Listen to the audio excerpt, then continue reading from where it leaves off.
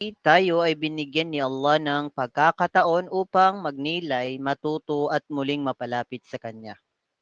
Sa katahimikan ng gabi, naway ang bawat salita ay maging paalala ng habag at gabay ni Allah sa ating buhay. At malugod po naming tinatanggap ang lahat ng nanonood at nakikinig dyan sa may Facebook Live at pati na rin po dito sa may Google Meet at especially sa ating butihing tagapagsalita na si Sheikh Amin Pindaton Kandulit. At hindi na po natin papatagalin ang gabing ito. Ang oras ay atin na pong ibinibigay sa kanya. Ya Sheikh, palatafadal, mashkuran ma'jura.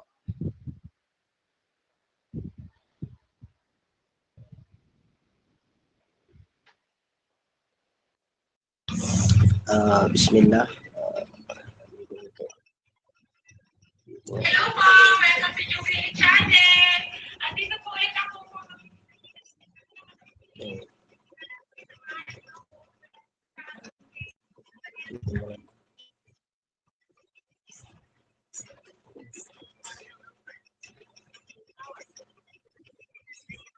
Bismillahirrahmanirrahim. Alhamdulillah. Narinig po ba para may maayos natin?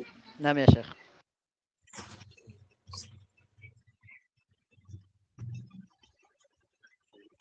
So, alhamdulillah, barakallahu fiik.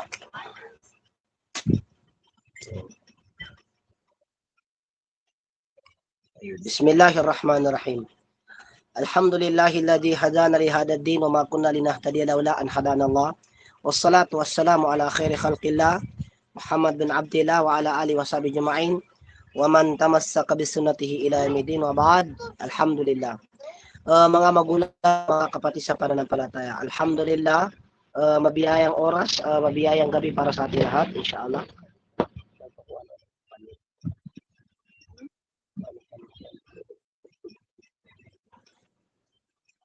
So, dito tayo sa usapin na kung saan tinatalakay ang bilis ng panahon. Bago yun, ako ay nagpapasalamat sa Allah sapagkat siyang gumawa ng paraan. Ako ay nagpapasalamat sa Allah SWT sapagkat siyang marapat ng pasalamatan. Ako ay nagpapasalamat sa Allah SWT sa lahat ng mga biyayang ipinagkaloob at ibinigay ng Allah SWT para sa atin. Ako ay nagpapasalamat at sumasaksi sa Allah, siyang marapat na sambahin. Wala nang ibang Panginoon liban lamang sa Kanya. Ako ay sumasaksi na si Propeta Muhammad ay alipin at sugo ng Allah, ang kanyang mga dinaanan ng ating sinasabuhay. Abot ng ating makakaya. Dalangin natin sa Allah ang kapayapaan ay ipagkaloob ng Allah sa mga propeta. Saklaw na rin sa kanyang mga pamilya at mga kasamahan at lahat pa ng dadaan sa kanyang mga pamamaraan hanggang sa pagkawasak ng muling ito. Ang bilis ng panahon. So, ibig sabihin, ang paksa na tinatalakay natin ay patungkol po sa bilis ng panahon. Na kung saan di natin namamalayan, parang nag-usap-usap, parang kanina lang, no? Tapos darating ang Ramadan, parang mga ilang buwan lang dumaan ang Ramadan. Darating ang Friday, parang kahapon lang. Darating ang kanina, parang kanina lang, Yun. Mamamatay ang isang tao, sabihin parang nandito lang siya. Yan. So, dito, sa kalagayan na ito yung mga sabi-sabi na mga karamihan na ang panahon ay hindi natin namamalayan, nandyan na pala. Dahil ang panahon ay inahabol tayo, hindi ang tayo ang umahabol. Ang panahon na yan, umiga ka o di kaya nagpapahinga ka, ang panahon ay gumagalaw. Ang panahon ay siya ay gumagalaw na kung saan ang kalagayan mo ay binabago niya. Si Imam Al-Hasan Al-Basri, kinausap niya ang tao. Ya bana Adam, innama anta fi ayamin majmu'a. O ang kani Adam, tunay ikaw ay nalikom lamang sa mga bilang na mga panahon. Kullama madayumun madaba'aduk, bawat pag-alis ng isang araw, ay nababawasan naman ang araw o tagal mo sa mundo. Wa innama anta fi rahilataini tangkulanik. Tunay, sabi ni Al-Hasan Al-Basri, sumasakay ka sa dalawang sasakyan na kung saan linilipat ka dito. Dalawang sasakyan, wala nang iba. Yang kulukan laylo ilan nahari wa yang kulukan naharu ilan layl. Ililipat ka ng araw sa gabi at ililipat ka naman ng gabi sa araw. Ibig sabihin, 2 araw lang sinasakyan mo. Hatta yusallima ka lil akhirah. Hanggang sa isusuko kanila sa iyong libingan. So ito lang po ang sinasabi na di namamalayan ang bilis ng panahon. At babanggitin natin ang dalil mula sa Quran at hadith ng propeta, sumakanya nawa ang kapayapaan. Tandaan natin mga kapatid, halos lahat ay nakasaulado sa hadith, o di kaya ang haya na ito. Sabi na Allah, wal asr innal insana lafi khusr illa alladhina amanu wa amilus salihat wa tawasaw bil haqqi wa tawasaw bis sabr. Sa panahon, sabi na al-asr, katotohanan ng tao ay nasa pagkalugi. So wal asr, ipinapahayag ng Allah SWT na ang huling panahon na kung saan tinitingnan ng mga tao, sila ay nagpapabaya dito. Sumumpang Allah sa panahon na kung saan may mga taong buong taon sinasayang ang panahon. May mga taong buong buwan wala silang nagawang mabuti. May mga tao na halos karamihan na sa panahon nila sila nagpapabaya. So kaya sinabi nga ng Allah, innal insana lafi khusr. Katotohanan ng tao ay nasa pagkalugi. Ibig sabihin, sila ay nalunod at natangay na ng kalugihan. Maliban lamang sa napahayag na Allah SWT, maliban sa gumawa ng mabuti at nagturo sa katotohanan, sabihin, naniwala at gumawa ng mabuti at nagpayuhan sa katotohanan at nagpayuhan sa pagtitiis. So ang tinutukoy dito, ang lahat ng mga tao sa pag-ikot ng mundo at pagbabago ng panahon at pag-usog ng oras, tunay na ang oras ay hindi namamalayan, diyan na nagsisimula ang iniisip ng tao na para bagang yung isang taon, parang isang buwan lang ang nakalipas. Para bagang yung isang buwan ay parang isang linggo lang ang nakalipas. Para bagang isang araw, maisip ng tao na para bagang isang oras lang ang tagal. So ganyan katagal ang karamdaman ng tao dito sa mundo, pakiramdam niya. Ngunit, ibang-iba pagdating sa kabilang buhay. Yan. Ang tao, dito sa mundo at kabilang buhay, malalaman niya ang pagkakaiba ng kanyang lugar at tagal sa mundo at tagal sa kabilang buhay. Ang Allah SWT kanyang sinabi, وَيَوْمَ يَحْشُرُهُمْ كَأَلَّمْ يَلْبَثُوا إِلَّا سَاعَةً مِنَ النَّهَارِ يَتَعَارَفُونَ بَيْنَهُمْ قَدْ خَسِرَ الَّذِينَ كَذَّبُوا بِلِقَاءِ اللَّهِ وَمَا كَانُوا مُهْتَدِينَ. Sa araw na sila ay titipunin, nilikumin na Allah SWT ang lahat. Para bang hindi sila naninirahan sa mundo kundi isang oras lamang ng araw. Habang sila ay nagkikilanlan, bisabihin, nag-usap-usap sila. Kailan-kailan, parang bago-bago lang. Yun. Tunay na lugi ang nagtanggi at sa pagpapakita sa Allah SWT ng kabutihan.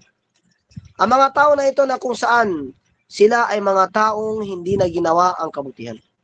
Sila ay nagpasinungaling at sila ay gumawa ng pagsalungat sa kailang mga pagitan. At di nila ninais na makita ang Allah SWT sa kabilang buhay. Yan.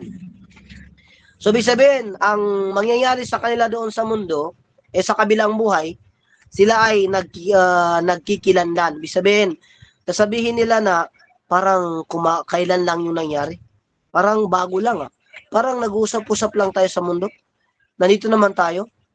Parang di natin namamalayan ang bilis ng panahon. Yan ang kailang mga sinasabi. Yan. Ang propeta sallallahu alaihi wasallam, mayroon siyang binanggit na kung saan ang mga tao napakaiksi ng karamdaman. At ito pa pala, ang iksi ng panahon, sabi na ating mga ulama, nangangahulugan daw ito na malapit na ang paggagunaw ng mundo. Pag ang pakiramdam mo sa isang taon ay parang isang buwan, at ang pakiramdam mo sa isang buwan ay parang isang linggo na lang ang tagal, at ang pakiramdam mo sa isang linggo ay parang isang araw, at ang pakiramdam mo sa isang araw ay parang isang oras na lang, magparami ka na ng ibadah. Magsamantala ka na magawaing mabuti, sapagkat napakaiksi na pala ng panahon sa kalagayan na ito. Ang propeta sallallahu alaihi wasallam kanyang binanggit, yataqarabu zamanu wa yunqasu al-amalu. wa yulqa ash-shuhhu wa tadhharu al-fitan. Tingnan niyo mga kapatid, napaka ano ng hadith na ito. Sa panahon ay lalong bibilis. Naglalapit-lapitan ng panahon. Para bagang nag-usap lang kayo, next week, kita-kita tayo, andyan na, nakaupo na kayo, nagkikita na nga kayo. Para bang sinasabi mong doon na lang ako mag-ayuno, doon na ako mag-fasting, mag-Ramadan sa lugar ko. Pagkaraan, parang namalayan mo, pag-uusap lang natin yun na mag-ayuno ako dito. Tapos nandito na pala ako. Yan ang bilis ng panahon. May mga panahon na hindi mo namamalayan at pinaplano mo, nandun ka na pala. Bakit? Dahil sa sobrang bilis at iksi ng panahon. Mababawasan ang mabubuting gawa. Ibig sabihin, wa yung kasul amal. Yung mga gawain na dapat matapos na kaagad, sa sobrang bilis ng panahon, hindi natatapos. Tingnan ninyo mga kapatid, katulad ng paggawa ng mga buildings dito sa Maynila, mayroon silang nilalagay na pagpapatayo, binibigyan nila ng matagal na panahon. Merong 5 years bago ito nagagawa. Merong mga 10 taon bago pa nagagawa. So, sobrang iksi ng nagagawa ng mga tao. Yan na yung iksi ng panahon natin sa kalagayan na ito. Na para bagang kahapon lang parang naglalaro ka. Kaya pagkaramdam mo, ngayon hindi ka na naglalaro ngayon. Naghanap buhay ka na para sa mga taong mga anak mo. Parang nagbabago na yung panahon. Binon namamalayan ng isang tadhana na akala mo ay hindi yun sa'yo, yung pala ay napasayo. Bakit? Dahil sa ang panahon, sa iksi nito, pinaaga para sa'yo. Yan. Lahat tayo, hindi natin ito namamalayan. Dahil sa iksi ng panahon at lapit nito, para bagang ito ay nilalapit sa atin na hindi natin nararamdaman. Talaga na pang kasakiman. Wayul kasyuh. Dalaga na pang kasakiman, sabihin, ang mga pagkakadamot ng tao, makikita mo ang mga tao, sa sobrang pagmamahal sa yaman, sobrang pagkagusto at pagkahilig sa kayamanan, makakalimutan nila ang kabilang buhay. So, hindi nila maisip na sila ay babangon sa kabilang buhay. La yarjuna hisaba. Di nila ninanais na lilitisin pa sila ng Allah SWT. At sunod, watadharul fitan. At napakadami ng maglalantara, mga tukso, mga pitna, lilitaw na. So dito mga kapatid sa pananampalataya, mararamdaman ng tao na gusto niyang gumawa ng bawal. Yung naging layunin niya na bawal, pagkaraan maya-maya nagawa na. Bakit? Dahil sa iksi ng panahon at bilis ng mga kaganapan at nagagamit na bagay para gawin yung bawal na yun. Katulad ng cellphone, ano naisin niya na haram, magagawa niya kagad. Nagagamit siya ng cellphone. O di kaya, puntaan niyang lugar, naisin niya pumunta, sumakay ng sasakyan, pipili na mas pinakamabilis, nakapunta na sa pupuntaan. Yan kabilis ang karamdaman ng tao at nararamdaman ng tao dito sa mundo. Samantalang doon sa kabilang buhay, na ito ay napakaiksi ang karamdaman. Iniisip natin na para bagang antagal sa mundo, hindi mga kapatid, sapagkat iksi ito at sa huling panahon, napakabilis na to. Yan.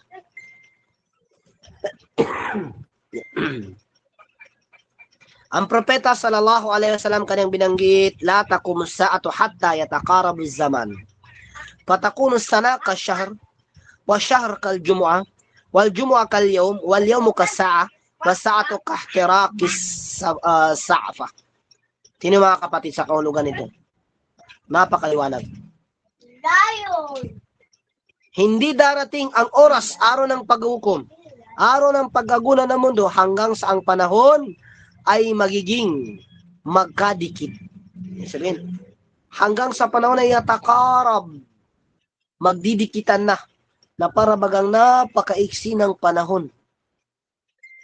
Bagong kasal lang, maya-maya, parang naisip na nila, may anak na kagad, bumibili ng gatas.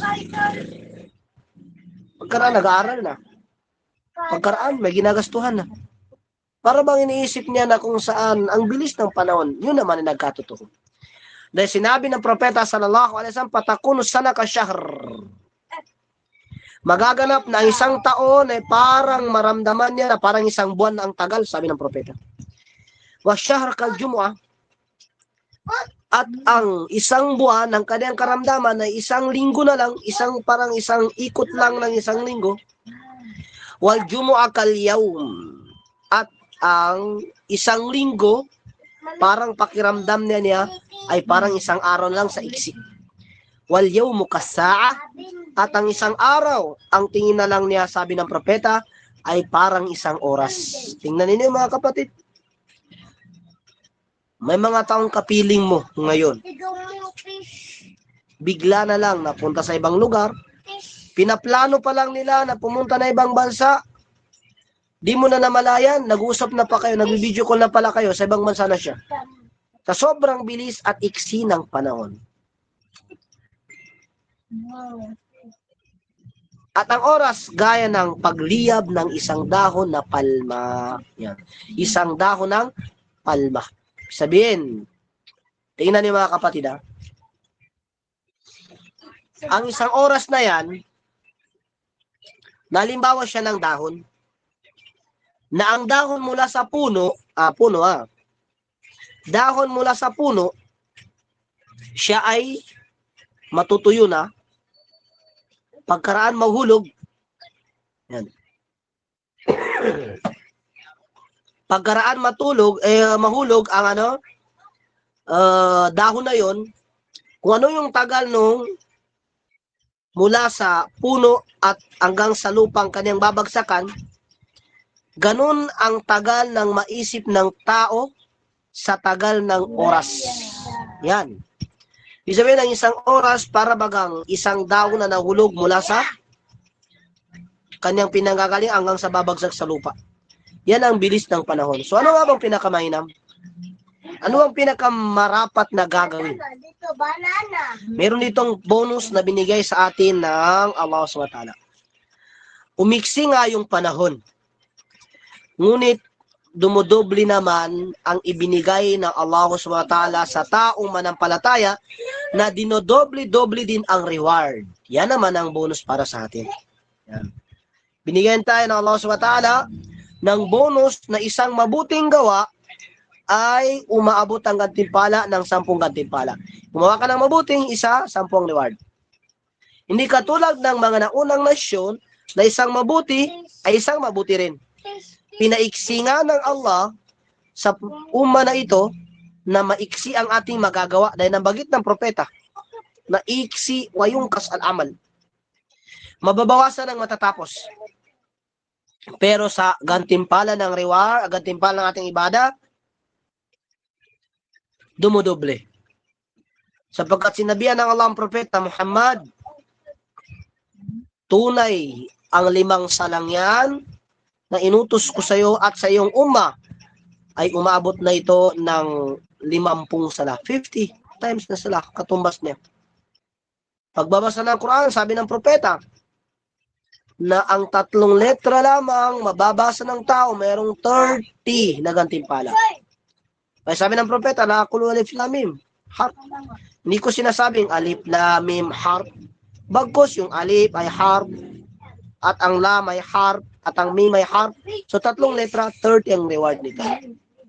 So yan naman palang ibinigay ng Allah SWT sa atin na kaluwagan na pagkaraan pinasikip yung panahon para sa atin. Ginawa naman ng Allah SWT sa atin na luwagan tayo doon sa laki ng reward. Ang pag-ayuno mo ng 3 araw, at ang 3 araw na pag-ayuno sa 1 buwan, katumbas ka ng nakapag-ayuno ng 1 buwan. Makapag-ayuno ka, sabi ng Allah SWT, ng kompletong buwan ng Ramadan, at idadagdag mo ang 6 na araw, so 36 days. 36 days. Tingnan mo, 36 days. Okay, ita-times mo siya ng 10. Ang kakalabasan ay 360. So 360, yan na yung bilang ng 1 taon. So ibig sabihin mga kapatid sa pananampalataya sa Hijri, 360 ang bilang. So tingnan natin mga kapatid. Isang ayuno mo lang pala sa umma na ito, ibinigay ng Allah na reward ay 10. So naunawaan natin na umiksi nga ang panahon, wayong kasol amal, sabi ng propeta. Nabawasan ang ating mga gawa, pero dumodoble naman ang reward. Katulad lamang sa isang reward ng tao, na siya ay di niya magawa ang ilan sa ibada, pero nakasanayan niya. Para bagang ililista din sa kanyang reward na yon. Sabi ng propeta, Ma min abdin, idha maridal abdu, aw safara kutiba lahu misla ma kana muqiman sahihan. Kapag isang alipin na nagkasakit o naglalakbay, so di na siya makapagawa ng sunnah, di na makapagawa ng ibada, minsan di na nakapagayuno. Walang aliping nakasanayan ng ibada niya kapag siya ay nagkasakit o siya ay naglalakbay.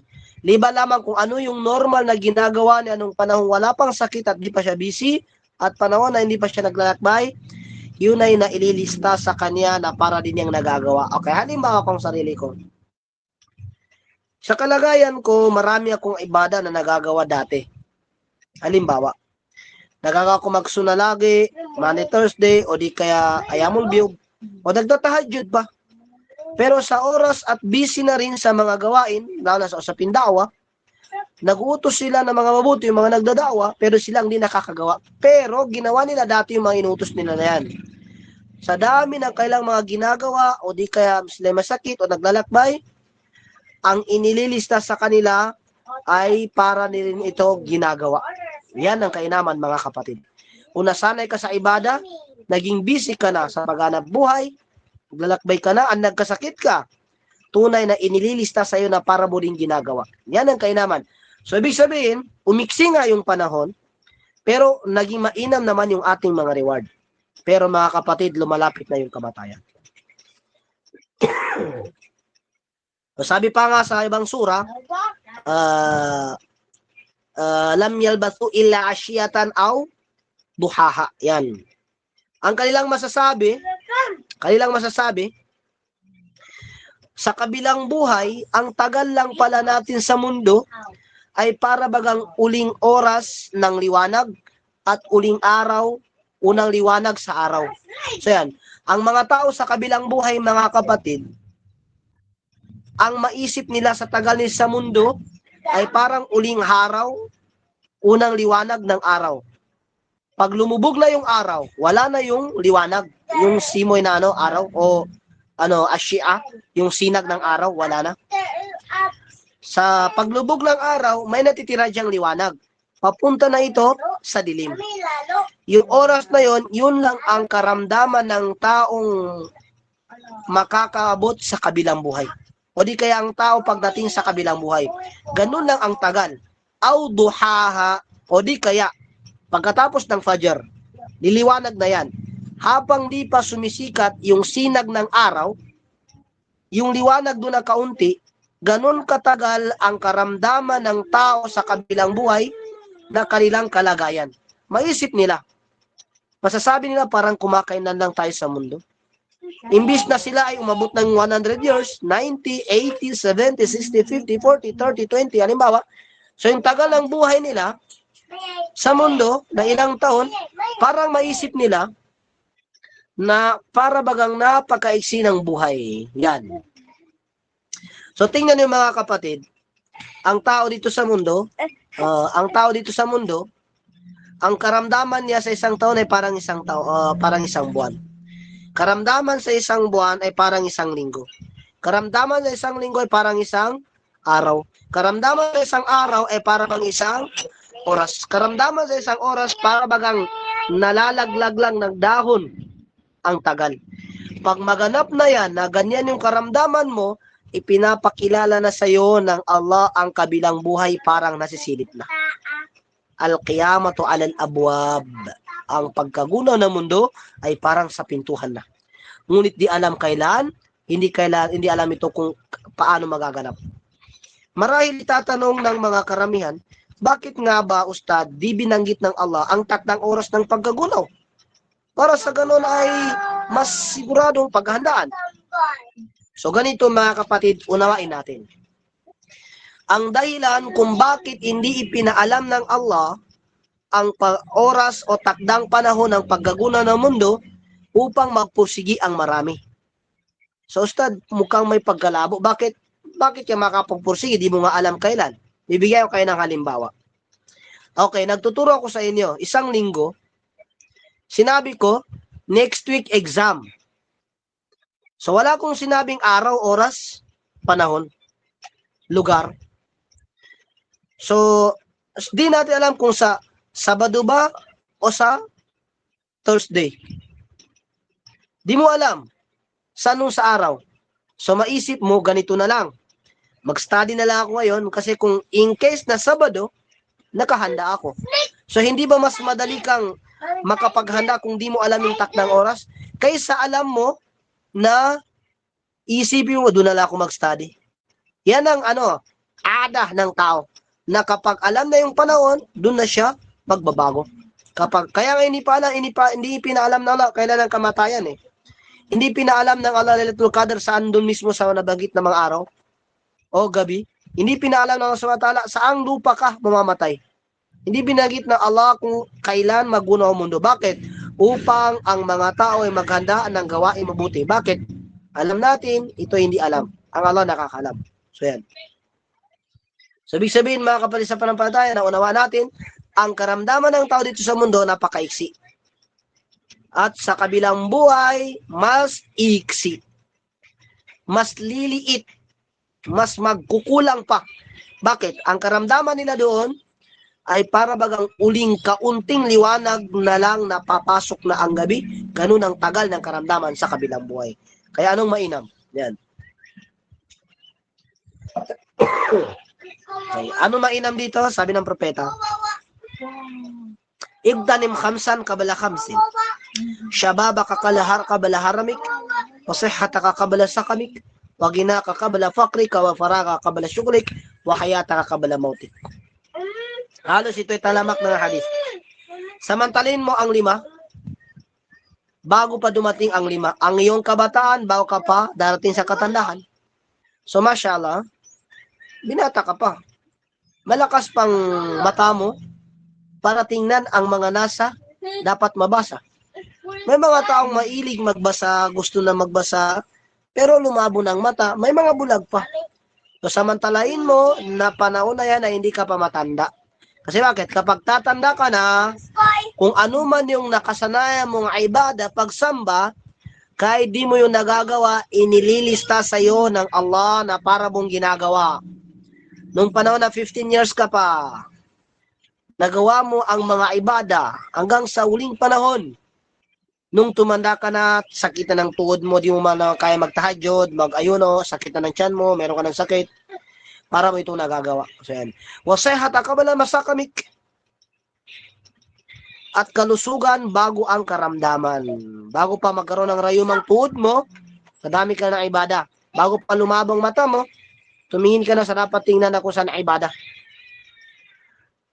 Wagana ka kabala, fakrik. Okay, magbigay ka habang mayroon ka pa. Bago ka darating sa kahirapan na wala ng bagay na kung saan may pamimigay mo, bakit? Naubos mo na.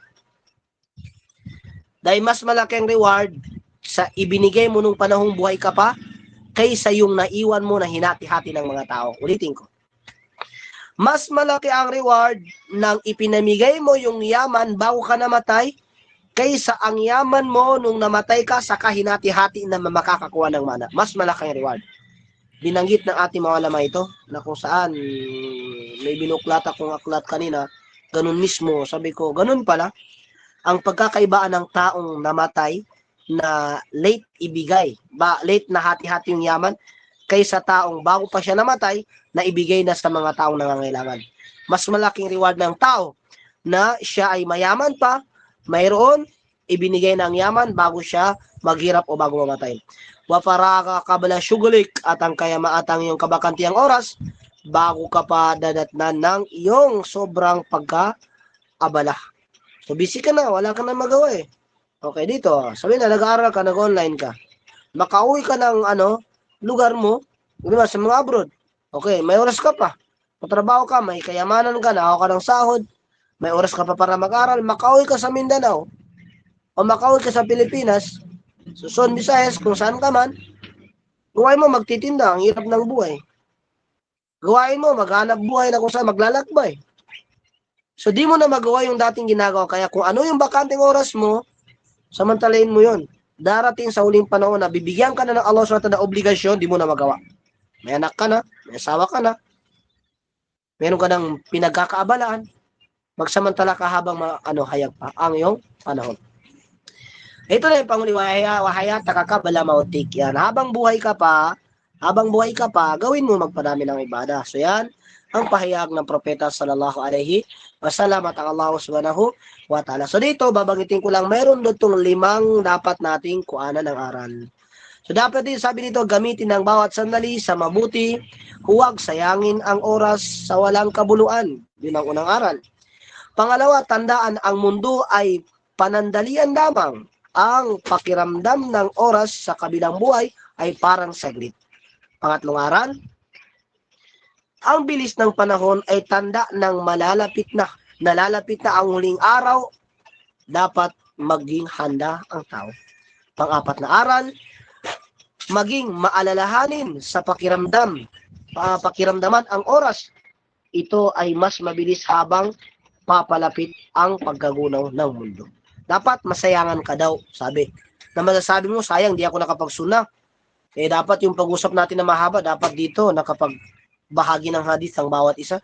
Hindi yung puro buhay na lang mayroon pa magkukwento na isang oras, buhay yung kinukwento eh. Pwede bang ibahagi na lang isang hadith, ibang kaalaman, so yun na sinasabi na, pakiramdaman mo yung oras mo. Makipag-usap ka, so huwag mong gawin na ibigay lahat ng oras doon. Gumawa ka ng ibada mo. Panglima, samantalain ang kabataan, kalusugan, kayamanan, oras at buhay bago ito mawala. Wallahu a'lam bissawab. Sallallahu ala nabiyina Muhammadin wa ala alihi wa sahbihi ajma'in wa man tamassaka bi sunnati ila yaumiddin. Assalamualaikum warahmatullahi wabarakatuh. Waalaikumsalam warahmatullahi wabarakatuh. Subhanallah wa alhamdulillah, isa na namang malalim at malawak na kaalaman ng naibahagi sa atin ng ating tagapagsalita na si Sheikh Amin Pindatun Kandulit. Bago po tayo dumako sa Q&A session, ay ating tatanungin ng ating tagapagsalita kung siya ba ay tumatanggap ng mga katanungan. Ya Sheikh, kayo po ba ay tumatanggap ng mga katanungan mula sa ating tagapakinig? Siya na pwede naman hanggang sa kailangan niyang kasagutan siya. Aywa, so aming pong binubuksan ang Q&A session. Sa nais po magtanong dyan sa may Facebook Live, maaari ay pakilagay na lang po sa comment section. At dito naman po sa may Google Meet, at paalala lang po sa kababaihan, kung nais po natin magtanong, ay pakilagay na lang po sa may chat box. At sa mga kalalaki naman po ay maaari po kayo magtaas ng inyong mga virtual hand upang direktang magtanong sa ating tagapagsalita. So kami po ay maghihintay sa inyong mga katanungan.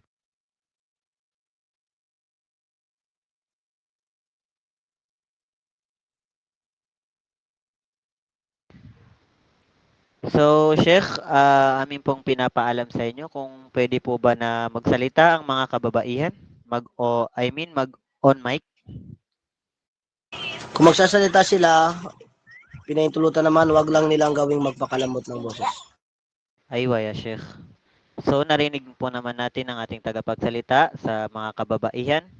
So, paki-on na po ang inyong iyong mic, Jasmine. Tafadhali. Okay. Ustad, Assalamualaikum. Salamat. Wabarakatuh. Ustad, connect sa wifi. Naririnig po ko? Opo. Go ahead po. Okay. Ano po, may namatay po, pero nagsyahada naman po siya, Ustad, na kaso hindi lang niya nabanggit yung pagsasyahada kasi medyo nanghihina na siya that time. And then, pero tinanggap niya po yung Islam, yun nga lang po, hindi niya po nasalita. And then, may pangyayari po na, I think, namatay na yung tapos hindi nila po ina-allowed na liguan siya sa Muslim, Islam, ganun kasi po, ang alam nila po ay hindi daw niya nabanggit yung shahada. Ano po yung doon, Ustad? Na, parang, okay lang po ba yung ginawa nila na hindi nila niliguan sa Islam, yung patay? Kasi, ang alam nila po ay hindi niya nabanggit yung shahada. Okay, bismillah. Kalagayan, kapag ang pagsasaksi ito ay marapat na mabigkas ng tao. Ayon sa pahayag ng ating mga ulama, ang isa sa mga panahon na magkakapag-Muslim ang tao ay ang pagsasaksi, pagsasabi ng La ilaha illallah wa asyhadu anna Muhammadan abduhu wa rasuluhu. So dito, sitwasyon na ito, dapat mabigkas niya bago siya matawag na Muslim, masasabi na siya ay nakapagsaksi ng shahada. So bago siya matatawag ayon sa kinuha natin mga ulama. Ngunit may mga ulama na nagsabi na kapag panahon ng kagipitan, lalo na sa panahon na may sakit, di siya nakakabigkas, may mga taong magaling umintindi sa tao na yun. Halimbawa, kahit di na magsalita, halata na niya na ito'y ginagawa niya. Halimbawa, na mahalata mo isang tao na kapag tahimik, sign na yan na galit. Yan, ganon. O di kaya malatama ang tao kapag siya mabilis ang galawan, ang ibig sabihin ay nagmamadali. So, mahalata mo yun. So, yung mga tao na nakapaligid sa kanya, mahalata nila, at yung mga Muslim, itong taong to may ugali siya na parang gusto niya pakiyakapin ng Islam. Gusto niya alamin ng Islam. Pagkaraan, hindi siya nakakabigkas. Ngunit sign na ipinapakita niya na pang-Islam. Na katulad ng isinulat niya na pagsasaksi, di lang siya nakakabigkas. O di kaya, tinatanong mo, nakakarinig na lang, nagmumuslim ka na, at ang ulo niya ay gumagalaw. Sa panahon na yon, matatawag daw siyang Muslim. Bakit? Dahil na panahon na darura lamang. Naiigpitan siya. Mahirap ang buhay niya. Hindi niya mabigkas. Bakit hindi na makabigkas eh? Hindi na makabigkas ang bata. Hindi niya tao matanda na kung saan may malalang karamdaman. Hanggang sa namatay siya. Ang mainam dito ay kung kaya lang ay liguan siya sa pang-Islam na pamamaraan. Kung hindi kaya, dahil di nakasaksi, hindi magkakasala ang Muslim sapagkat ginawa nila ang butang kanilang makakaya na ito ay mayroong nakitaan ng pagkakamuslim niya. Yan. Ustad, bakit gano'n? Hindi naman niya nabigkas. Isang babae sa panahon ng propeta sallallahu alaihi wasallam, nakasakay sa kanya si Abu Fudail sa likod niya. Nakakabayo. Babae na nagsasalita sa harapan ng propeta, Ya Rasulullah, ano sa tingin mo ang aking magulang? Ng aking magulang ay nahalata ko sa kanya, bago siya namayapa, nahalata ko sa kanya at nalaman ko na parang pinapaalam niya na mayroong naiwang ayuno na hindi niya napag-ayunuan. At namatay siya. Papalitan ko ba? Sabi ng propeta, kung may utang ka sa tao, babayaran mo. Sabi niya, oo naman. At ang utang naman sa Allah ay mas higit lalong bayaran. Sa ibang ulat, patungo sa Hajj. Ang aking ina ay malapit nang mamatay. Nalata ko sa kanyang mata na para bagang inuutos niya yung pera gamitin lang pang Hajj. Yaman niya gamitin lang pang Hajj. Gagamitin ko bang pang Hajj, Ya Rasulullah? Sabi ng propeta, oo. Nangangahulugan, yung sign na yon ay ibig sabihin yung tao na yun na tinanong mo siya, gumalaw ang ulo, para bang gumagalaw siya na nakikita mo yung sign na parang oo talaga, yuko, umano siya, na pinapakita ng Muslim, di lang makabigkas. So Muslim po yung tao. Pero kung wala kang paraan, dahil walang ebidensya na malaki, dalangin mo sa Allah makapasok sa paraisong tao yon, dahil wala tayong paraan para agawin, dahil awak nila. Wala tayong paraan para ipaglaban sila. Di ba lamang kung mayroong last will? Sabihin, kasulatan na kung saan ito ay siya ay nakapag-Muslim at pakpakita, ito ay Muslim siya at napirmahan.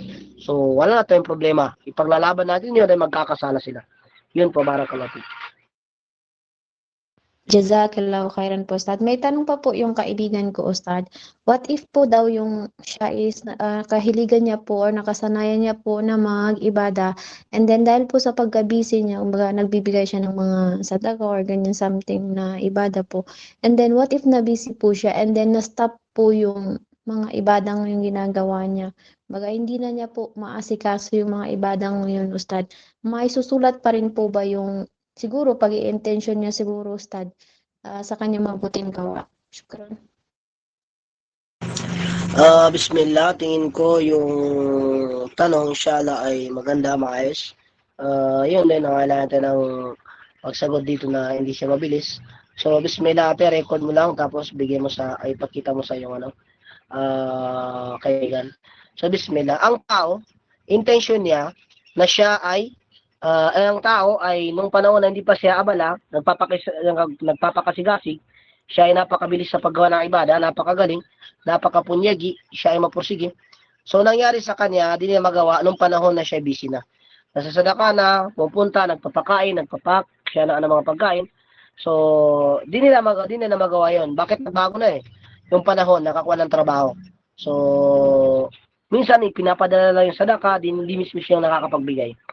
So, makuha yung reward na yon na nabanggit ng propeta, sallallahu alaihi wasallam, hadith na pinayag ni Anas bin Malik radhiyallahu mutafaqun alayhi, ma idza marida abadu aw safara kutiba lahu mithla ma kana min qimah sahihan. Kapag nagkasakit, pag naglalakbay ang alipin o nagkasakit, ay isusulat sa kanya kung anong nakasanayan niya. So dito, nagkasakit o naglalakbay. Sabi natin mga ulama, saklaw na rin dito yung sobrang abala din niya magawa. So, sabi ni Shaykh Uthaymin, marapat sa isang tao habang malakas, pat may oras, may panahon, gumawa ng mabuti sapagkat kapag ganito nagagawa dahil busy na siya, nililista ito na para bagang nagagawa at pangdagdag na reward yung panibagong ibada niya. Halimbawa, ang gawain niya na nagpapakain lagi. So, di na magawa, di na siya nakakapagluto. Bakit? Ang trabaho na niya, siya ay nagtuturo na. So, hindi na niya magawa yung nagpapakain. Ang gawain na lang niya, nagtuturo. Busy na siya. Naililista sa reward na nagpapakain din siya lagi, liban pa yung reward na nalipatan niya sa pagtuturo. Nadodobleng reward.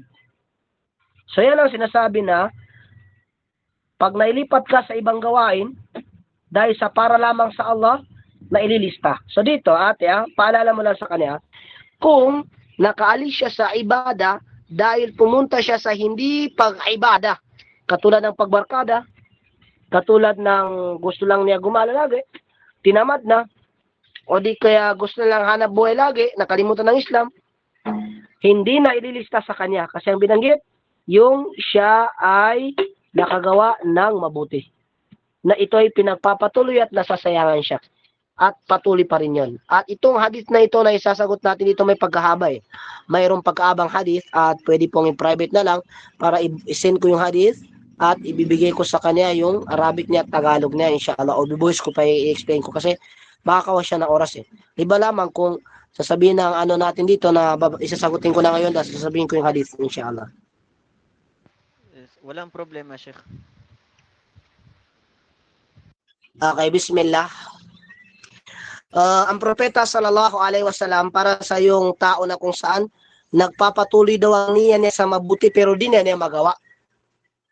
Di niya magagawa. Hadith dinanggit ni Kabshat al-Anmari radhiyallahu an, sabi ng propeta sallallahu alaihi wasallam, salasatun uhadithukum hadithan tahfazuhu. Isasabihin ko sa inyo ang mga salita, ito isa ulado. Sabi ng propeta sallallahu alaihi wasallam,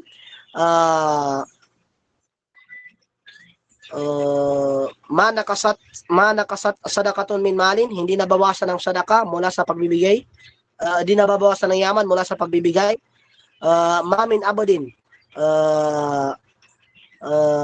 zulima mazlimatan fasabara alaiha illa zadallahu alaihi izza.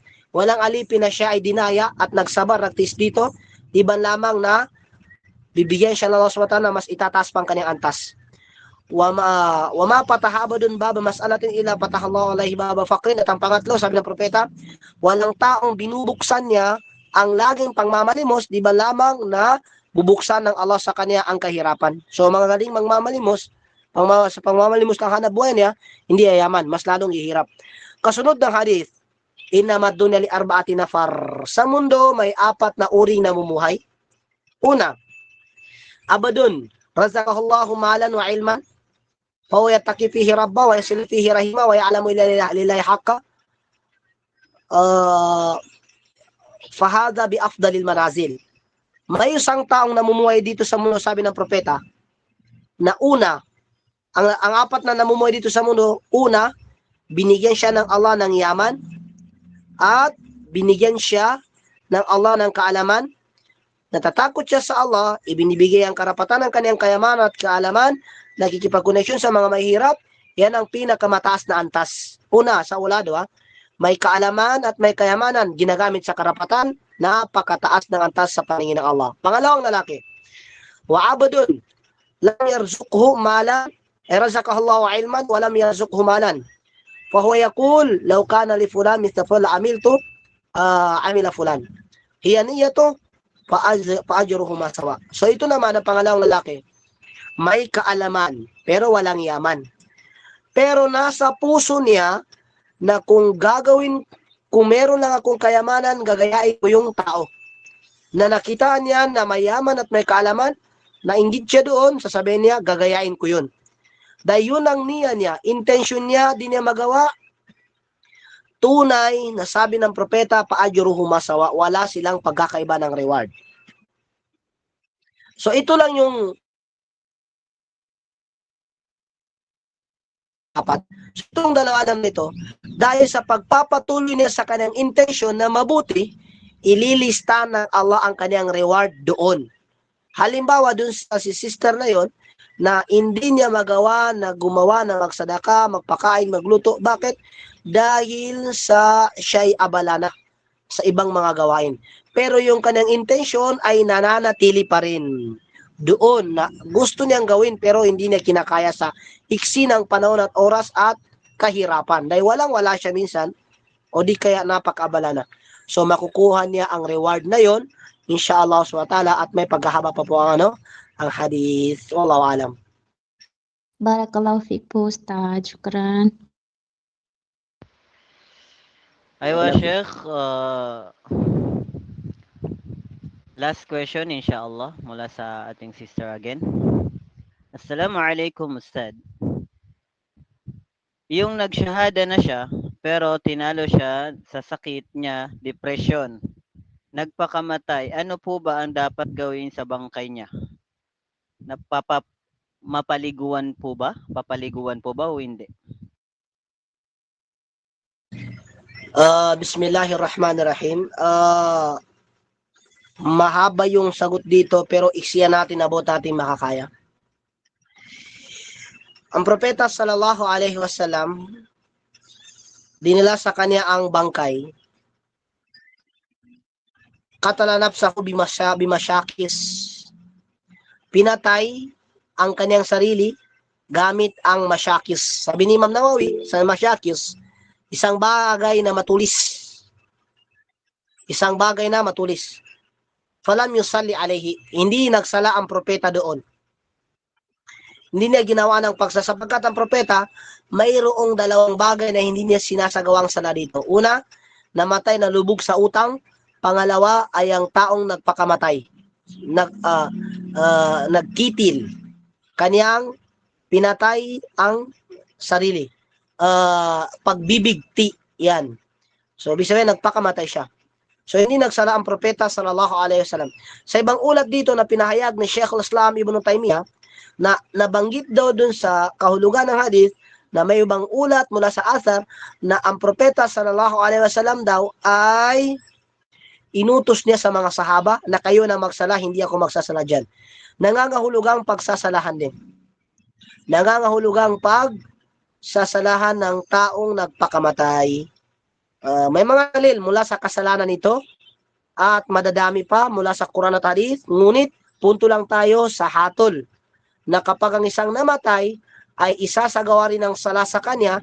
Ngunit ang binanggit dito ni Imam Ahmad bin Hanbal at Imam Shafi at Imam Malik at ni Imam Auza'i at si Sheikh Islam Ibn Taymiyyah, sinuportahan ito si Sheikh Uthaymin at Ibn Baz at ni Muhammad Nasir al-Albani, pagsasalahan din ng taong to, pero hindi mainam na magsala sa kanya ang mga maalam na mga tao.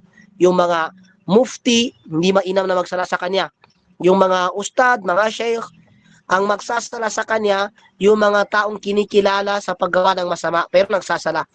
May mga adik na nagsasala, yun na magsasala sa kanya. May mga taong palainom ng alak, nagpa-Friday minsan, yun na magsasala sa kanya.